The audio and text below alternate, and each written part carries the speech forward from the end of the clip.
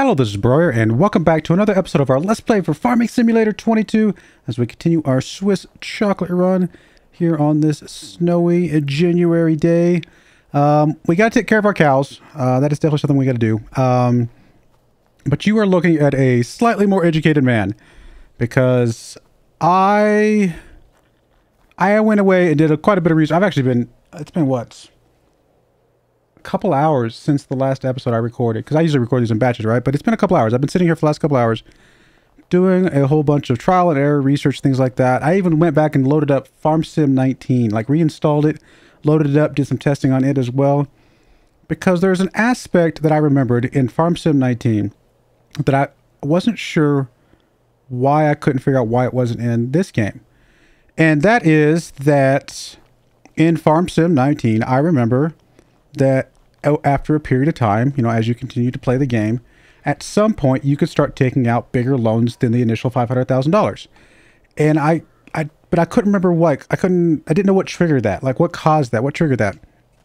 So, like I said, a bunch of trial and error, and come to find out that you can borrow up to 80% of your land value as a loan. 80%. Now, the trigger point for that would be you have to have $625,000 worth of land. Obviously, a lot of the land, like for example, this land right here, we've only got like $140,000 here. We're way off of that mark. But just having $625,000 worth of land is not good enough. You also have to have a house somewhere. Now, it doesn't have to be the fancy house, although in FarmSim 19, I think that's the only house that I had available when I was testing. But you have to have a house, because as soon as you, like I tried it with the house, without the house, the only thing that would trigger is having the house and having at least 625,000. Well, you have to have more than 625 because at 625, 80% is exactly 500, so you couldn't take any more. But once you get, you know, further past that point, you can start taking smaller chunks more based on whatever that 80% value is. So with that knowledge in place, oh, and another side note, I should say, if you are pursuing this type of loan kind of increase and stuff like that, I did notice that it didn't always trigger right away. Sometimes I had to like reload the game to get it to pick up the fact that I had the house and I had the right amount of land to be able to take a bigger loan. Don't know why. Something about the calculations it's doing, it just wasn't able to trigger it like live in the game every time. Occasionally it looked like it might have, but maybe it was just, I don't know. But anyway, so have a house, have over 625, you can take larger loans. Well, then I was like, well, then does that exist in FarmSim 22? And it does. It does, in fact, exist in FarmSim 22. I loaded up a brand new game. I bought, you know, that past that 625 mark, I bought like $650,000 worth of land, or 700, something like that. So it was just a little bit over, not much. And then I bought a house. And sure enough, I was able to take out a bigger than a $500,000 loan. When I sold the house, reloaded the game, couldn't take it out anymore. Went back, rebought the house, was able to take it out again. Now, here's the good thing about that, though. I also tried it with, they added a new house recently. This this trailer house, this $20,000 farmhouse. Now, obviously, on this map, we have a $350,000 house. On the American map, Elm Creek, it is, what, 150, I think? So that one works, obviously. I'm assuming the 350 one works as well. But also the $20,000 house works. You just have to have a house. So buying that $20,000 house, sticking it in the corner somewhere of one of your fields, once you get past that mark, will allow you to take out bigger loans if you want. I have not tried it with this farm garage because this is the only map that has that, and I just wasn't testing on this map. I was testing on Elm Creek. I'm not sure if that would work because you can't rest at this. I'm not sure if it's the resting point that triggers that or what it is that triggers that. Now, here's the thing. Only land value counts towards this. Farm equipment does not count for it. I tested that up, down, left, and right. Farm equipment does not count for it. Buildings do not count toward it. Even your house. If your house does not count towards your equity that you're able to borrow against. I tried animals. I tried all sorts of different things. Nothing helps except for land itself. So the land value is the only thing that gets calculated into that 80%. And so there you go. Just thought that was kind of interesting information. It does potentially put, depending on how much you care about loan. Like, I'm sure some people play and they don't like loans. I don't mind them, and I think it's an important part of, it's actually kind of a realistic part of just life these days. I mean, There's not very many things you can do in life these days without taking out a loan. It's just the fact of the way it is, unfortunately. Unless you're already starting out mega ultra rich, which I don't, honestly, you don't count. I'm just kidding. So loans are just part of it. And in the context of the game, what that tells me though, and I have to do the math on this, I have not done the math on this, is that it might be more valuable to spend more of your money on buying land and then leasing like all your equipment and everything else like that. And just continue to grow your total value of your land through purchasing land. Now, obviously, you're paying more interest on the loans the bigger they get. You're paying more money for the vehicles if you continue to lease them. So, I mean, honestly, I just don't have time right now to sit down and do the math, but it's just kind of an interesting note, like I said, that land value does increase, like I said, the amount of loan you can get, which lets you get bigger and bigger things, which is pretty awesome. It does not affect this playthrough at all because I have virtually no value in land. It's got $140,000 in land. That's all I've got.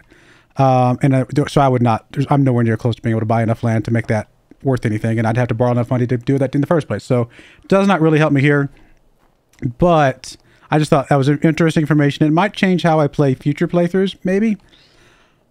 The reason I brought all this up is because I did go and download a mod that allows me to take out larger loans if I want to. I have not taken one out yet. I mean, I have, but then I just put it right back again, to be fair. It just allows me to take out bigger loans. And I was thinking about taking out a bigger loan just to kind of speed up the game a little bit. We still need to pay it off eventually, so it's not like it's free money or anything. In fact, it's money that costs us something. But when I started thinking about that, I was like, wait a minute. I thought the loan value went up as time went on, and that's when I went down the path of trying to figure out what caused that. So, like I said, I haven't taken money out yet. Now, here's the other thing I did find out. Start from scratch on FS19. You start with $500,000 cash, and you can take a $500,000 loan, which is $1 million total.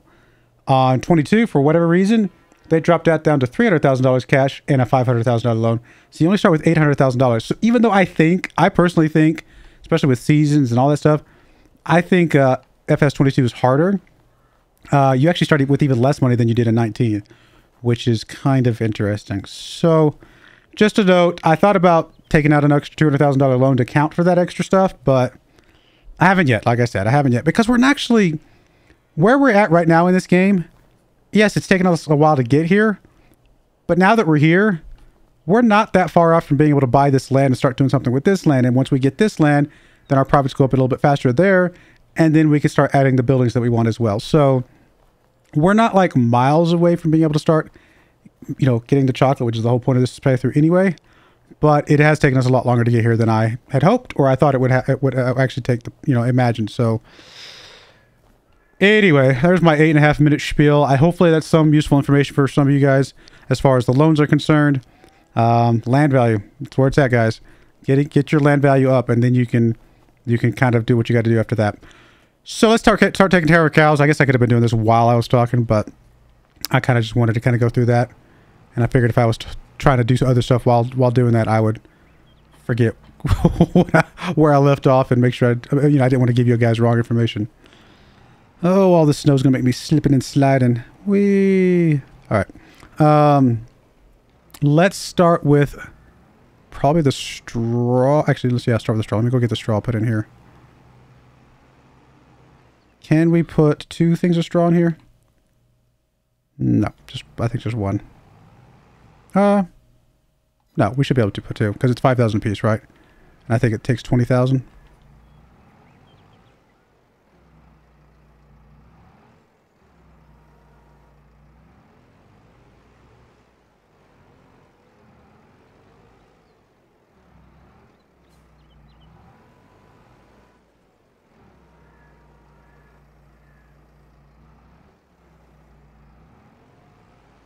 Really? For some reason you're not sliding off. There you go. I don't know why I was having trouble getting you to slide off there. There's our straw. I mean, I guess it was already starting to consume it while I was just hovering over it, so I didn't have to drop it in there.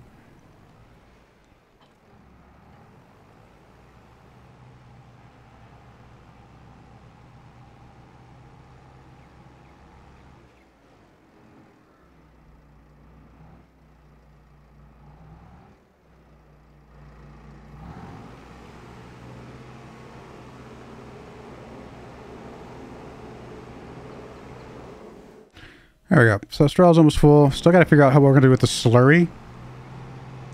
I have some thoughts of that, but they're not... I don't know. I have to think about that. I'll come back to that here in just a second.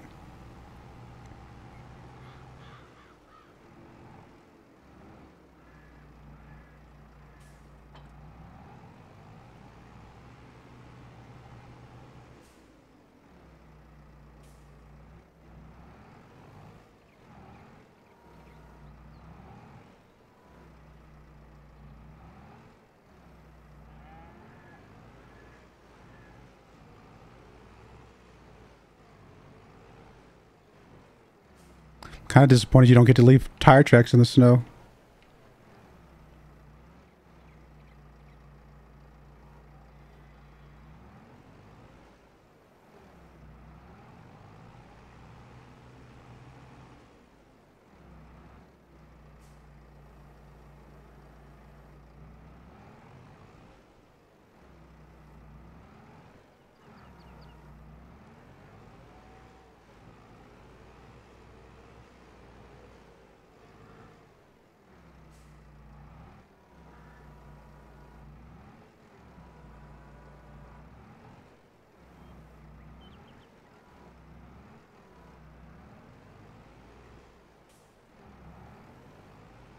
Guessing we'll have to do this at least twice to get them enough food to last a little while longer.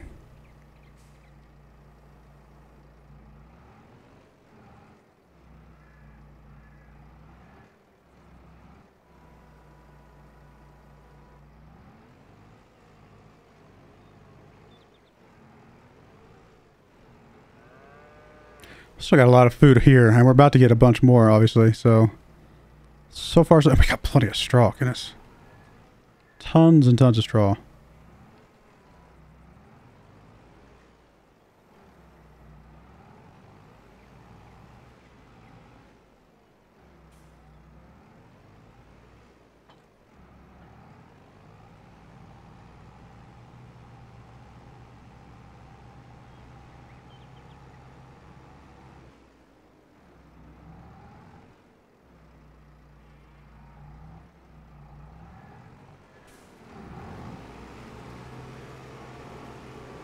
There you go, little cows. Hope you guys are hungry.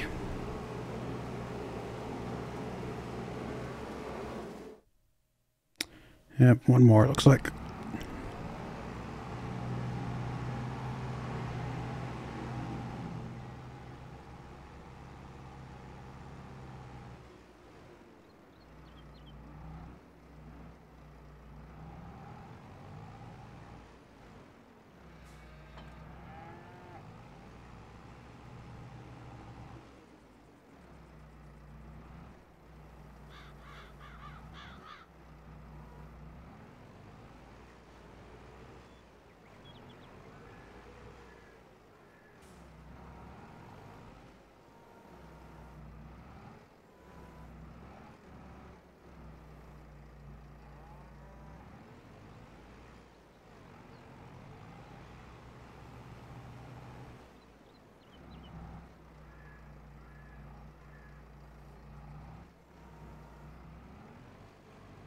Nope. Come back here. There we go. Almost lost you.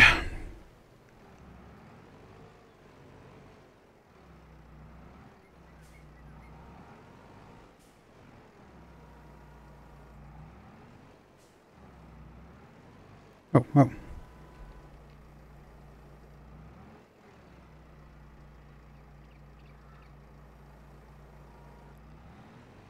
And the hay. Let's go hay.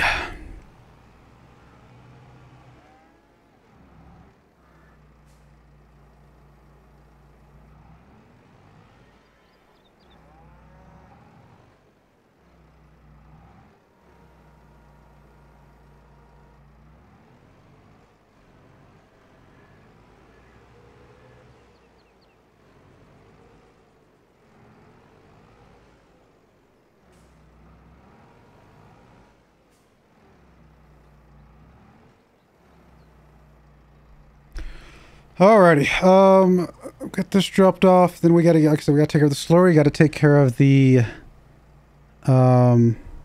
milk. We got to get that. Well, we don't have to take care of the milk. There's still space for the milk, but we might as well get it dropped off. There's enough there to justify a couple trips with the wagon. Although if there was still some in the production, we could wait another month at least. Yeah, there is still some here, and it's what, 3,600 per month.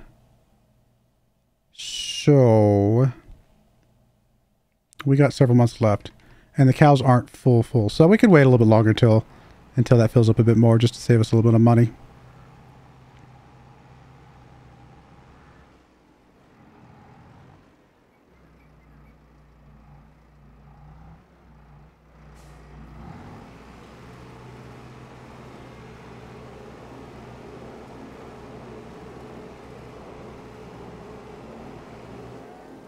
Alright, there we go. Got a little bit more for later. Cows are happy now, though.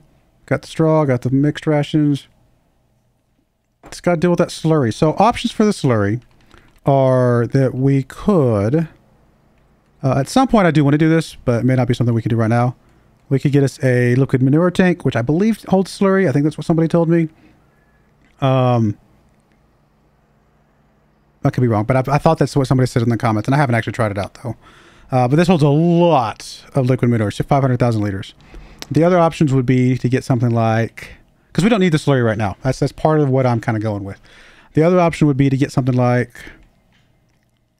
this... One of these things that just basically sits there and just stores slurry, and it holds a massive amount. They're not super expensive. I'm just trying to check through what other options there are. I mean, all these other ones are quite a bit smaller, and of course they're sprayers and stuff.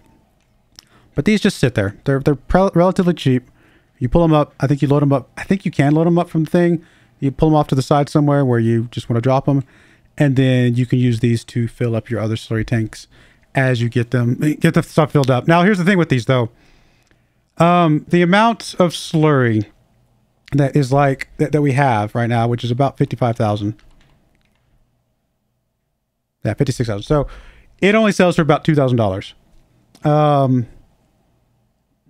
So it's only effectively, if you want to look at that way, it's only $2,000 worth of slurry. Another way to look at it is if we go up here to this thing, we can see for field 18. Now we don't use our field 18 is a little bit cut down, but let's just say if it was the same size, we have enough slurry for basically 2 fertilizations. 28,000 slurry to do all of field 18. We have 56,000. That's 2 fertilizations. That is 840 liters worth of fertilizer, which that only comes out to like, I think it was like $1,200.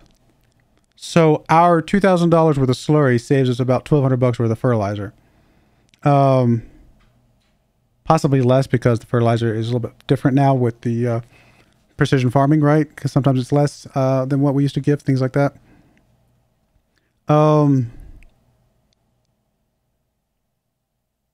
We could always just sell the slurry. That's always an option. Just transport it and sell it. Just to get us a little bit of money. But by the time we paid for the transporter, if we're leasing it, we actually pay more for the transporter than we would get money back. I guess my point is, do we even care about the slurry? Do we just let it sit there and just... I don't know if it's full. Does it block anything from happening? Do the cows still do what they got to do if it's full? I assume that they do. I just assume that we just lose slurry. We just lose that.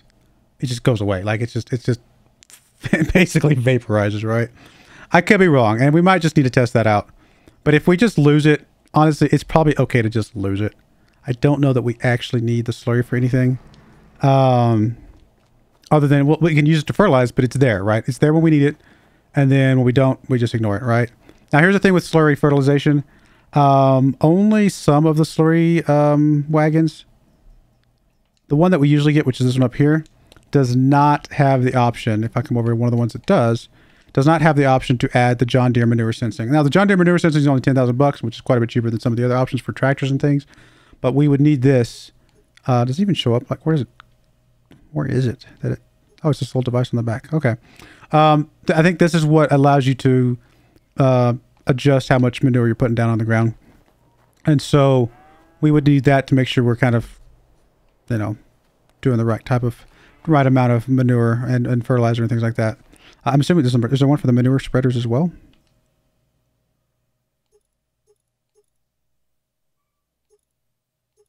I don't know how these work, and it's possible it's just maybe a more expensive one. No. Yeah, I don't know how these actually work. It's also possible do these use the one on the machine, on the tractor? I really don't know. We haven't done manure yet, so we'll have to kind of look at that when that pops up later. And that's the other thing, though. Even if we lose slurry, we still have manure. And manure is at least building up here just fine. I wonder. Now, the manure pit... I want to look for it down here. The manure pit, if you stick it close, which is this one right here, which holds 4 million liters of manure. It just stores manure and it's in proximity, so it just automatically fills up.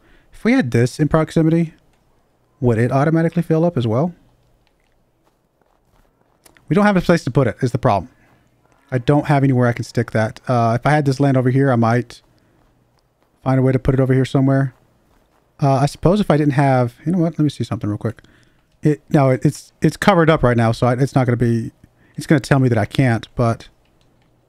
If I had these things out of the way, it's possible it could go right here. Again, we'd have to have some of that land, but I wonder if it would... I mean, I could put it over here just because I have place anywhere, but ignore that for a minute.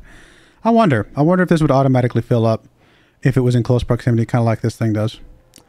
I have my doubts because I feel like this one's a little bit different. Because this one does, but it could. Anyway, if you guys know, please let me know in the comments below. But otherwise, we're not going to stress it. Do I have a way to check to see how these cows are doing? We'll just look at the top one, 70% health. If we fast forward another month, we'll keep an eye on that one and see if it's still at 70% health. Is there anything else we need to do today? I don't think so.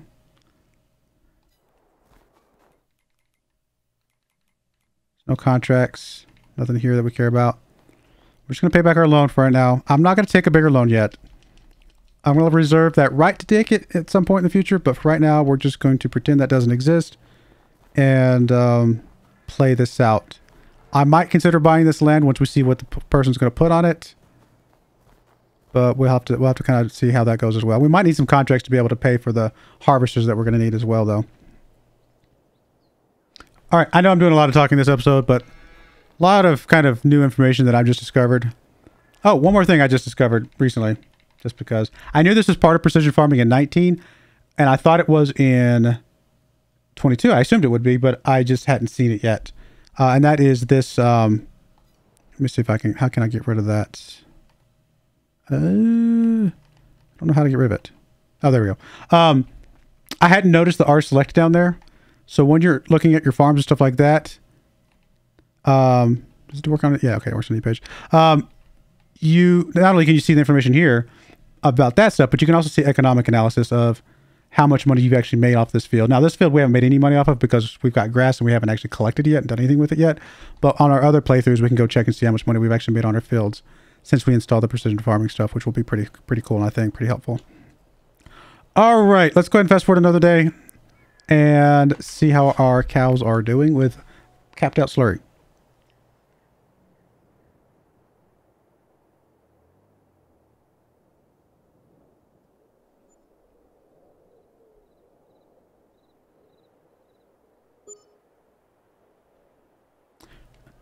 Jeez. All right. Let's check the cows. 80%. So yeah, it appears, as best I can tell, that we're just losing that slurry. And honestly, that's probably okay. I mean, at some point, I wouldn't mind buying a big tank for it, because why not? But for right now, we are okay with losing that, I believe. Any cool tractors? I mean, that's case. We've used this one like that before. Oh, this is actually pretty good for us. It's pretty good. It does give us... Oh, I wish we had that on our other playthrough. This gives us the option of using a forage wagon to collect all of this grass. Now, we would still need a bunker silo to be able to drop it off. and the things that come with that, but that definitely gives us an option for doing silage a little bit differently. Is that what we want to do?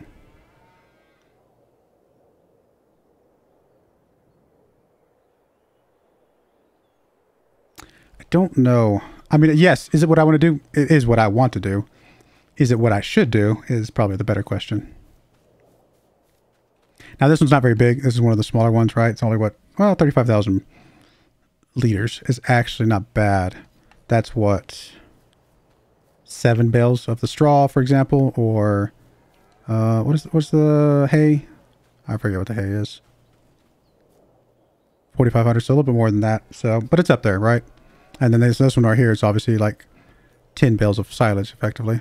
Now, the other cool thing about this is that it does have the silage additives, which allows us to get a little bit more silage for our efforts, and it's actually really cheap to do. So if we bought something like that, it's $44,000. We're at $165,000. That puts us at $120,000. And then we have to buy. Now, I did learn from my other playthrough that the only bunker, the lowest level bunker that I feel like is worth doing is the medium. It's big enough to do everything we need to do. Store plenty, maneuver plenty. You know, it's fine. Although these fields are quite a bit smaller than the fields on my other playthrough, so it's possible we could get by with the small one on this map. It's actually very possible we could apply the small one on this map, but I do like the medium a lot. It's just, there's just a lot of benefits, I think, of the medium. We could technically put it off over here, probably, right? Presumably. Now we don't have the money for it, so it's not going to show up, but there's a chance it could fit over here once we move some of that stuff out of the way. But that's 60,000 bucks. That puts us down to $40 or $65,000 left, and then we still have to get what else do we need to get? Well, we could sell the baler here. We wouldn't need that anymore. Now for hay, what do we do? For hay, we just gather it up, and actually for hay, here's what we would need to do. We would need to get this thing.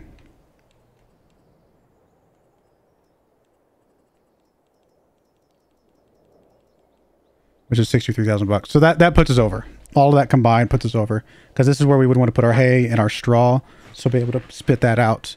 I'm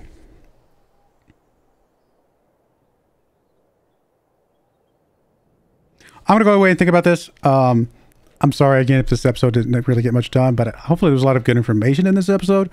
But I'm gonna go away. I'm gonna figure out what I want to do, and we will come back and we'll just continue on from there. But I do appreciate you guys watching. May God bless you, and I hope you join me again next time. Thank you, and goodbye. I wanted to give a special shout out to the following channel members. Thank you so much for supporting the channel.